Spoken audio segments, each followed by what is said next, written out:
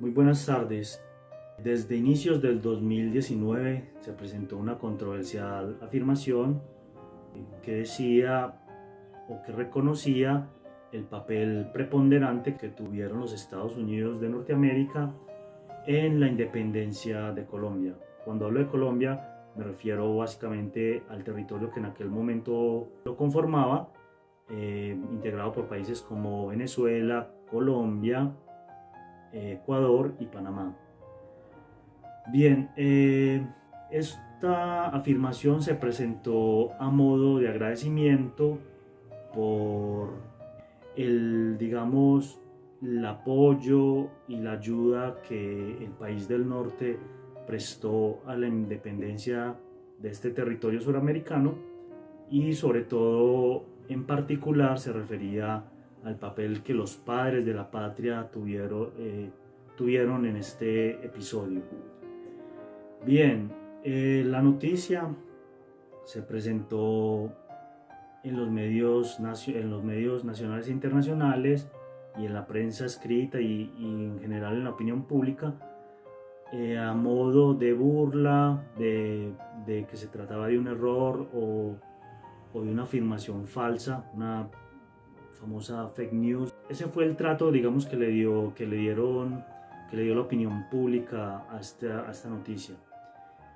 Por aquella época, recuerdo, estaba en proceso de edición el libro La Dimensión Internacional de la Guerra de Independencia de Colombia, y fue algo que me motivó, digamos, a acelerar este proceso de edición, pues a tratar de influir para acelerar un poco este proceso de edición.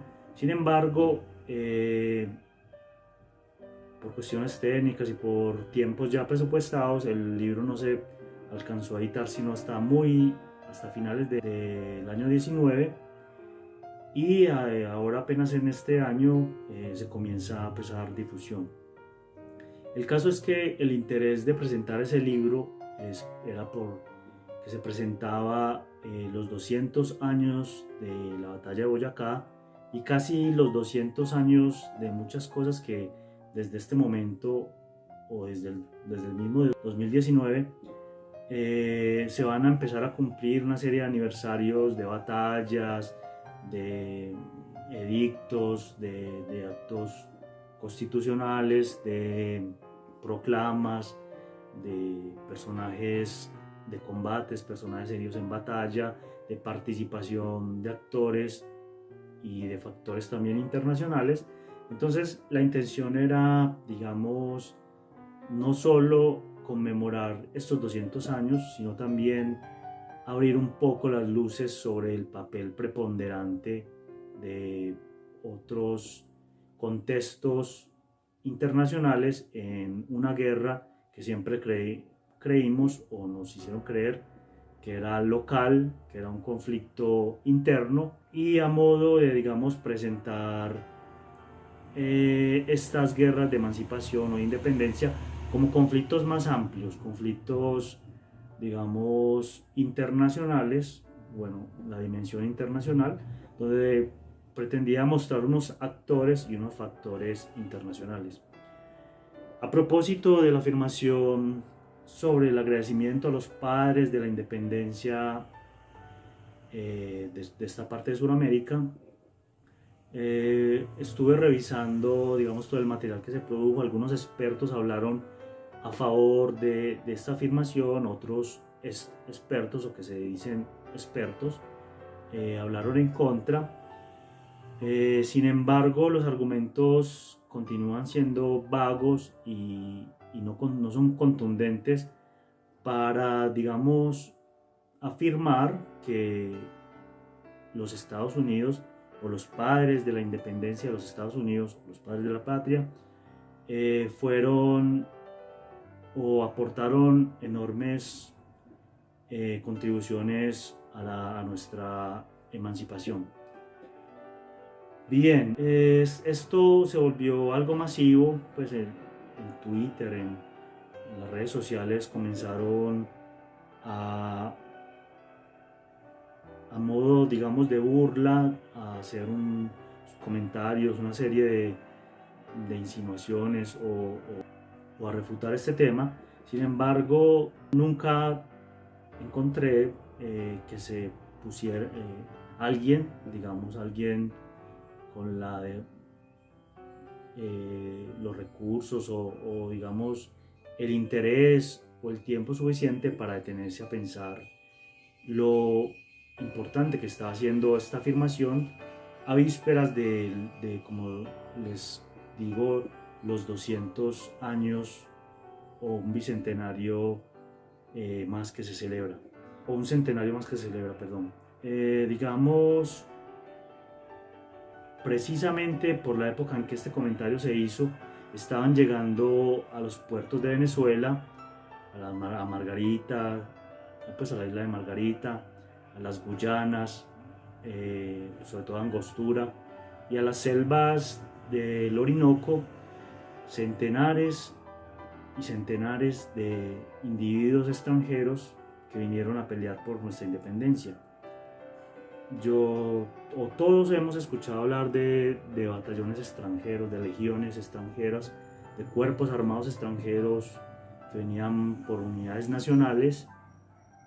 Digamos, los más conocidos son el Batallón Albión. Bueno, aunque el Batallón Albión es un proceso de reincorporar varios cuerpos de estos extranjeros en una misma unidad, pero básicamente en inicio nos hablan pues las fuentes de la Legión Británica, nos hablan de la Legión Irlandesa y también nos hablan de algunas legiones menores como la Hanoveriana, muy interesante por cierto, y algunos cuerpos armados integrados también en estos grupos de actores extranjeros como los husares alemanes, los rifles alemanes, y bueno, una serie de individuos de todas las naciones, de diferentes nacionalidades europeas que participaron en esta guerra de independencia. Bien, el tema es que por esta época estaban comenzando a organizarse esos grandes ejércitos que iban a cruzar luego los Andes para llegar al corazón, digamos, del virreinato de la Nueva Granada, a Santa Fe de Bogotá, tomar Santa Fe de Bogotá, luego de la batalla de Boyacá, el pantano de Vargas y todas estas batallas históricas, y tomar el corazón de esta parte norte de Sudamérica, bajo el dominio español aún. Entonces, la afirmación no quería dejarla pasar, digamos, desapercibida por el contexto en que se dijo. Sin embargo, quería pues aportar mayores indicios sobre los que yo considero se trató este tema o se realizó, digamos, esta afirmación sobre el papel preponderante de los Estados Unidos en la independencia sudamericana. Bien, para iniciar podemos afirmar que desde inicios desde la época de crisis, varios de los gobiernos o de las juntas de gobiernos autónomas que se formaron en esta parte norte de Sudamérica vieron la necesidad de, ante esa crisis europea pues española con digamos, la invasión napoleónica, digamos, tomar el control del territorio y por una parte se veía la necesidad de resistir un embate de los franceses que se iban a trasladar a este hemisferio, pero por otra fue la ingobernabilidad, o sea, esa crisis de gobierno, de no tener un gobierno constituido, que en la práctica, digamos, es lo más importante porque, todos los documentos, todo, o sea, la vida de esta sociedad gira en torno a un sistema burocrático digamos, la cabeza de ese sistema burocrático no está, entonces, digamos, se deslegitima de ahí hacia abajo toda la cadena administrativa, social y económica de estos territorios suramericanos. Entonces, es un contexto bastante importante, no podemos dejarlo perder de vista. Las primeras juntas autónomas siempre se hacen para preservar los derechos del rey cautivo, Fernando VII, y en segundo lugar se hacen para preservar esa gobernabilidad.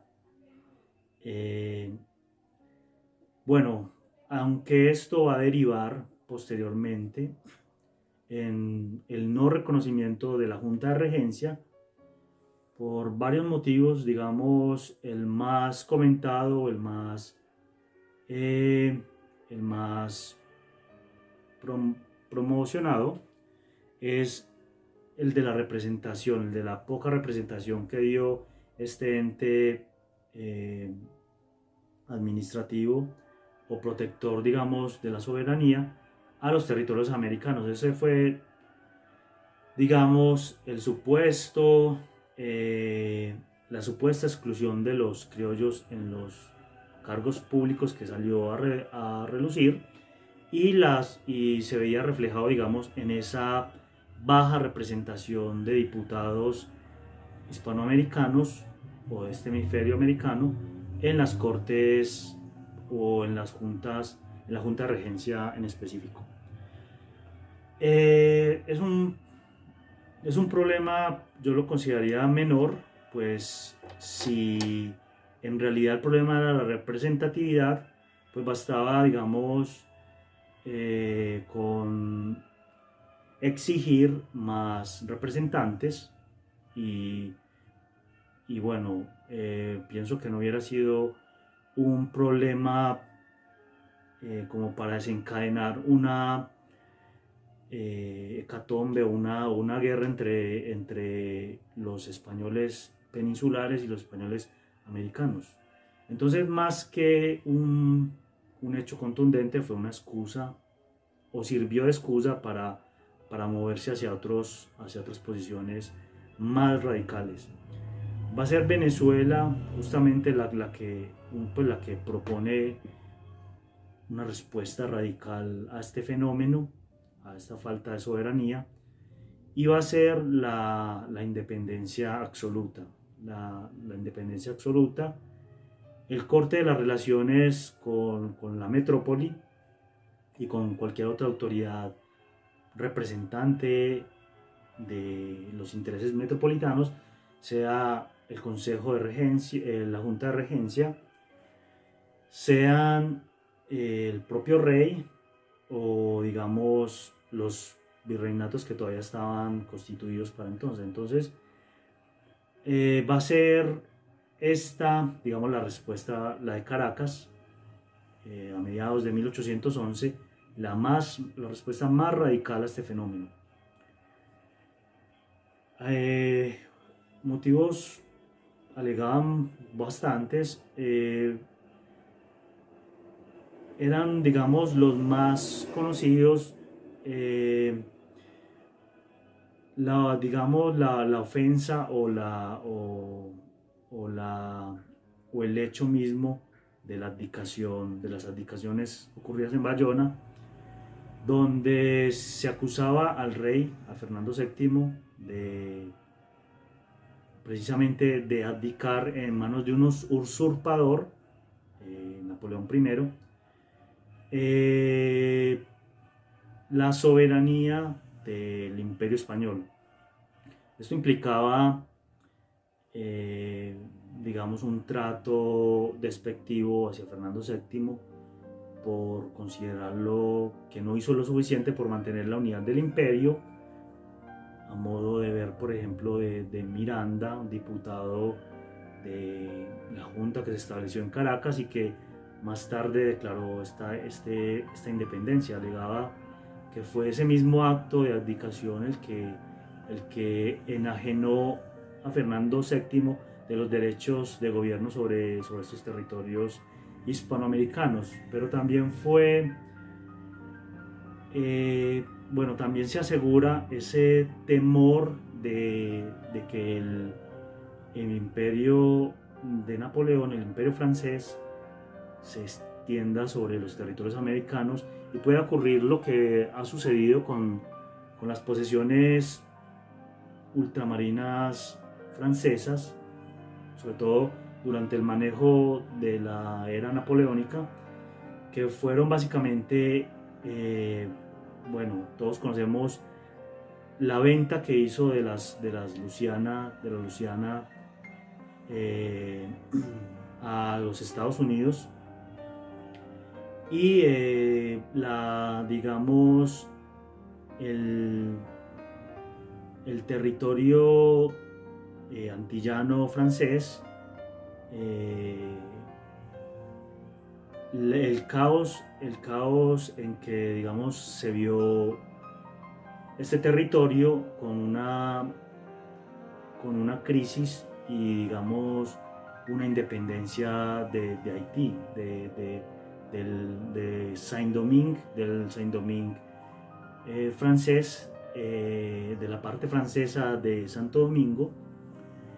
Entonces, digamos, el motivo, o sea, al temer una revolución al estilo haitiano, pues sabemos que el estilo haitiano de revolución era una revolución de castas, una revolución de las castas, es decir, los negros, los esclavos, los mulatos y los llamados petit blanc, o sea, la pequeña burguesía blanca o,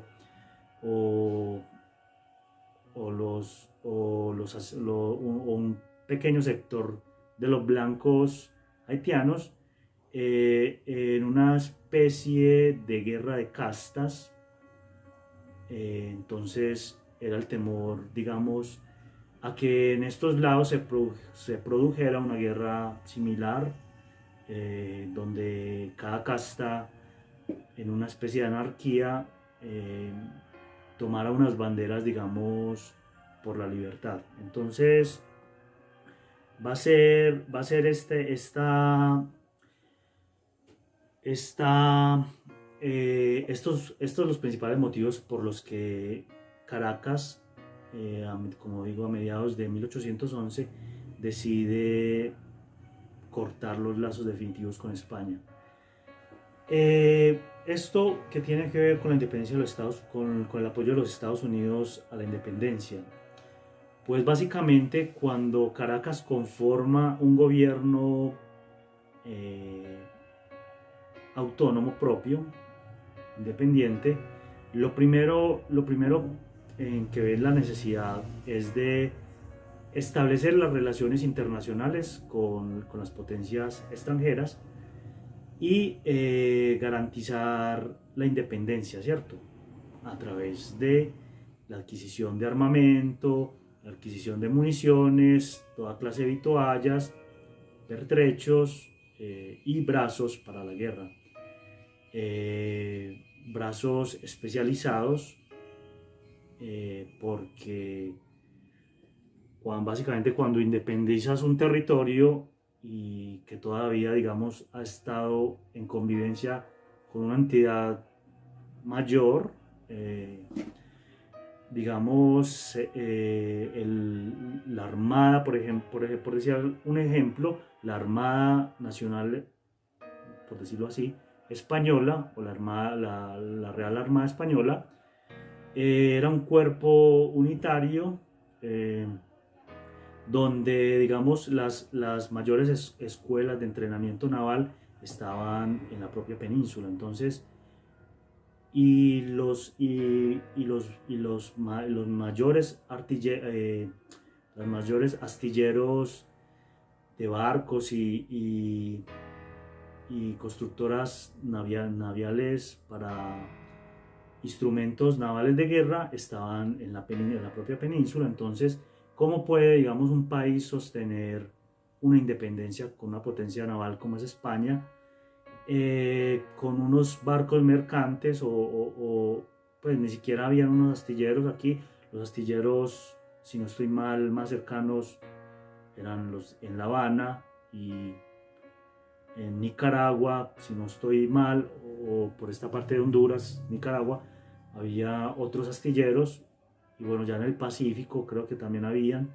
Entonces no habían astilleros importantes de producción de navieros o de buques para la guerra. Entonces, una de las primeras misiones que se hacen es enviar a las potencias internacionales por la ayuda de estos auxilios para la guerra. Y el principal cometido es el reconocimiento internacional. No puedes sobrevivir un territorio que se emancipa de otro sin un reconocimiento, digamos, de un tercer país.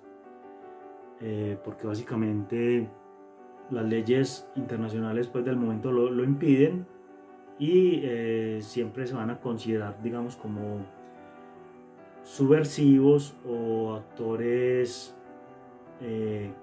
no estatales. Entonces era muy importante ese acometido de lograr un reconocimiento. Entonces esas primeras misiones, a modo de misiones diplomáticas o a modo, digamos, bueno, de ministros con plenos poderes plenipotenciarios, aunque más se ven como agentes de negocios que ministros verdaderamente plenipotenciarios, se envían al Caribe, que es el sitio inmediato, bueno, perdón, a las Antillas, que es el sitio inmediato del área del Circuncaribe, donde se encuentran establecidas las potencias internacionales.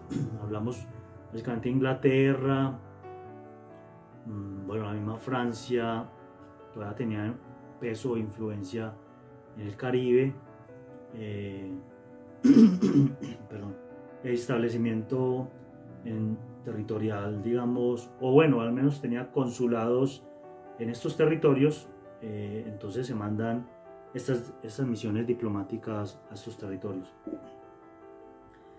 Bien, entonces lo primero que hace Venezuela es enviar una misión diplomática a las Antillas. Esta misión estaba configurada por individuos como bueno, el mismo hermano de Bolívar, Juan Vicente Bolívar, junto a Telésforo Orea, y otros individuos como Luis López Méndez, Pedro Gual, José Rafael Revenga y Lino Clemente. Van a ser los, digamos, agentes del gobierno de Venezuela encargados de establecer negocios con las potencias extranjeras, y sobre todo con los gobiernos. Estamos hablando con los gobiernos, pero subrepticiamente canalizar a través de estos países armas y pertrechos para la guerra. Entonces va a ser una misión, digamos, de doble cometido. Por un lado, establecer las relaciones internacionales o lograr el reconocimiento, y por el otro, adquirir material de guerra y brazos. Digamos, añadiríamos una tercera misión, que es instalar una propaganda internacional favorable a las emancipaciones suramericanas y por tácitamente desfavorable al régimen español. Es decir, la idea era promocionar que la causa suramericana era una causa justa, porque habíamos estado bajo una tiranía y bajo un periodo de oscuridad y esclavitud bajo el régimen español. Nada más falso y nada más ajeno a la realidad que esto, como lo prueba el magnífico comercio que individuos como Humboldt y otros extranjeros no se cansarán de admirar en la época. Un comercio bioceánico que traspasaba el Atlántico y el Pacífico. Es incluso considerando el Pacífico como el gran mar español, como el gran océano de influencia española, donde podíamos comerciar con todo el sudeste asiático. Y hoy, por ejemplo, lo que representaría hoy el gran comercio establecido con el sudeste asiático y con todo el Pacífico es, o sea, los porcentajes del comercio mundial en el Pacífico hoy nos darían una idea de la prosperidad económica que tenían estas provincias que comerciaban de una manera muy autónoma. Entonces va a ser este contexto el que va a traer los primeros ministros plenipotenciarios que mandan esas repúblicas. Otra de las repúblicas que, siguiendo el ejemplo de Caracas, estableció una independencia absoluta y también estableció las relaciones internacionales con otros gobiernos fue Cartagena. Cartagena de Indias se independiza unos meses después de Caracas, lo hace a finales de 1811, y básicamente comienza lo mismo, a reconstruir un estado, y entonces comisiona también a una serie de individuos con los mismos cometidos, bueno, que todas las repúblicas, el reconocimiento de la independencia y, como segundo, la adquisición de material de guerra, y como tercero, la instalación de una propaganda o de una visión positiva hacia la misma independencia. Entonces Cartagena comisiona individuos como Nicolás Mauricio Umaña, Juan de Dios Amador, Agustín Gutiérrez Moreno y José María Durán para entablar estas relaciones. Y bueno, básicamente en estas pequeñas islas del Caribe, las Antillanas, y en Estados Unidos confluyen una serie de agentes suramericanos, muchas veces coinciden en las mismas ciudades. Entonces Baltimore, New Orleans, Boston se convierten, digamos, en focos de agentes suramericanos y de una especie de subversión, de agentes subversivos. Recordemos la palabra subversión, la utilizamos a modo de su etimología, o sea, sub por debajo y versión, o sea, es decir, que tienen una versión distinta a la versión digamos hegemónica. Entonces estos agentes, y no lo utilizamos en el sentido de que hoy se trata el término subversión, que básicamente se refiere a un grupo armado o a un agente o a la guerrilla o a un agente, digamos, en contra, alzado en armas. Estos grupos eran individuos casi siempre intelectuales, muy orientados hacia las teorías o las ideas ilustradas, liberales, influenciadas por el liberalismo británico y francés, básicamente. También influenciadas por el pensamiento estadounidense que se generó a partir del mismo acto de independencia, de las 13 colonias y de los actos de Virginia,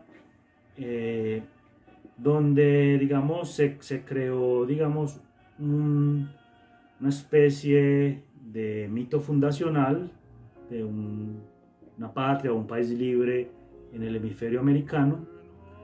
Entonces, a modo de imitación de estas digamos, factores y actores también internacionales, pretendían estos individuos instalarse en estos gobiernos. Entonces, la primera misión que mandó es la venezolana, por supuesto, ya habíamos hablado de ello, de Juan Vicente Bolívar y Teófilo Orea, y Rafael Revenga.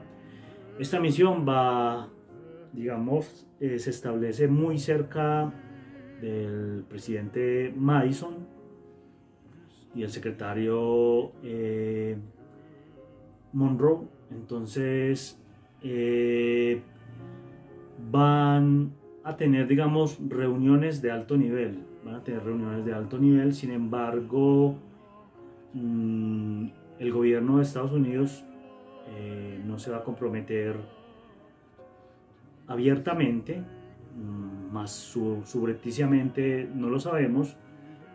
Había que esperar algún documento que estuviera clasificado o algo pues que nos indique el papel de los Estados Unidos abierto y franco, pero no, de momento no existe. Entonces hay algunos indicios que nos indican, bueno, las reuniones de alto nivel existieron, están en cartas y son comprobables.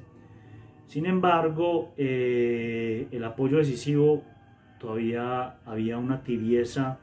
Digo todavía porque más adelante vamos a ver cómo sí decididamente Estados Unidos es, creo que, el mayor país que contribuye a la independencia de los estados suramericanos, y ya más adelante lo voy a decir por qué.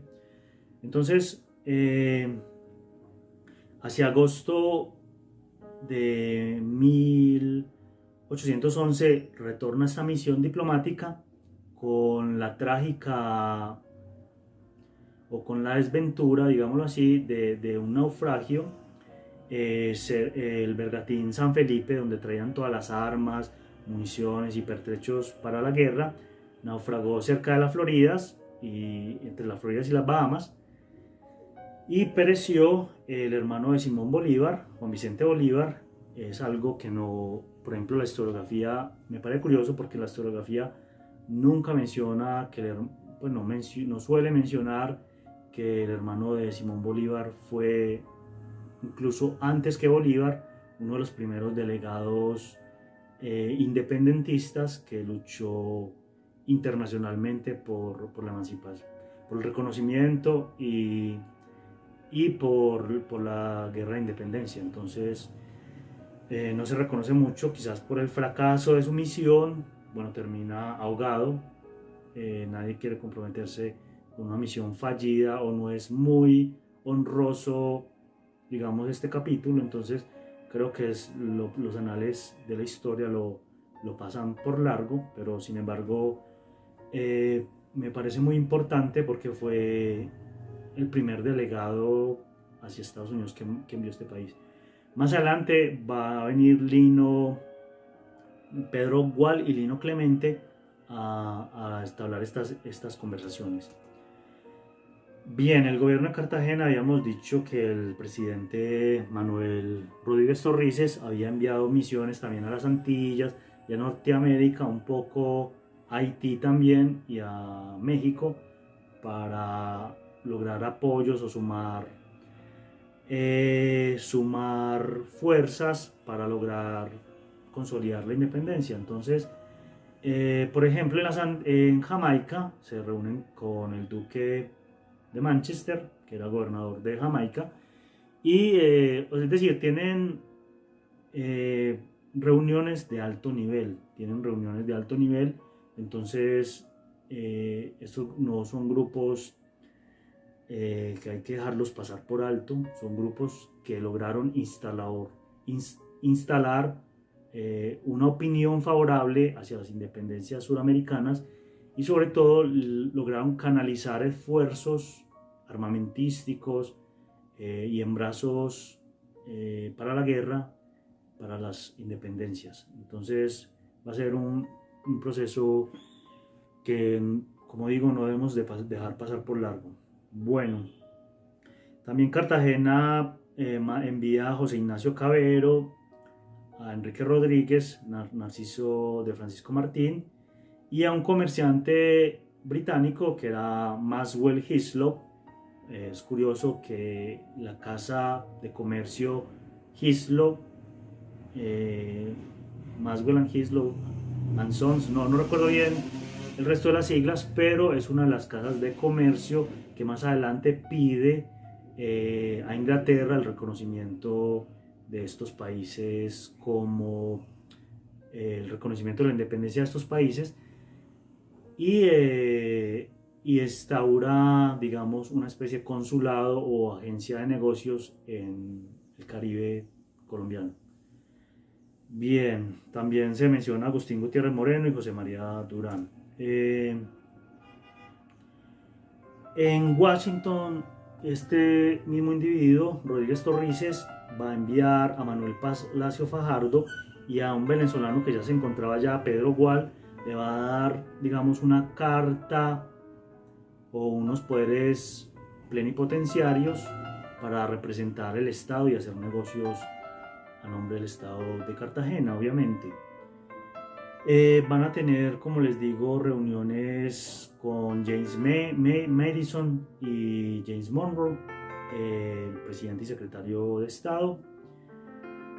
Sin embargo, ellos, como les digo, van a guardar cierta cautela porque les conviene en ese momento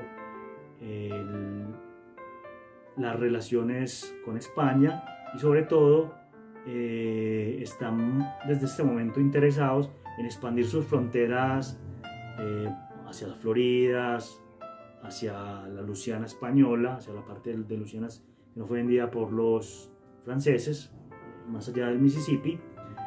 Entonces, y bueno, obviamente va a ser un proceso de larga duración en todo el 19, de constante expansión desde los Estados Unidos sobre el virreinato de Nueva España. Entonces, comenzamos a ver intereses, digamos, subrepticios, intereses que las potencias o potencias nacientes, como lo era Estados Unidos, tenían territoriales, negocios, expansión del comercio y entre otras. Bien, entonces justamente con el establecimiento de estos individuos comenzó, digamos, a hacerse a ojos vistos que los agentes suramericanos estaban reclutando hombres, dinero, armas, cualquier esfuerzo logístico y financiero que les pudiera ayudar para la independencia. Entonces los periódicos, las gacetas de los Estados Unidos comenzaron a relatar estas noticias en sitios como Baltimore, New Orleans, Filadelfia y Boston. Entonces se denunciaba el reclutamiento masivo de individuos y de capitales, como lo habíamos dicho. Una de las preguntas que nos hacemos hoy es dónde están esos individuos reclutados en Estados Unidos. Sabemos por las fuentes que la mayoría eran, bueno, al pasar la colonia francesa en sitios como, bueno, en sitios de inmigración francesa en Estados Unidos, eran ciudadanos franceses, entonces podían ser tomados como franceses, entonces digamos no tanto como estadounidenses. Eso puede ser una posible explicación, pero seguimos esperando los centenares de individuos estadounidenses que fueron reclutados para las campañas de independencia suramericanas. Bien.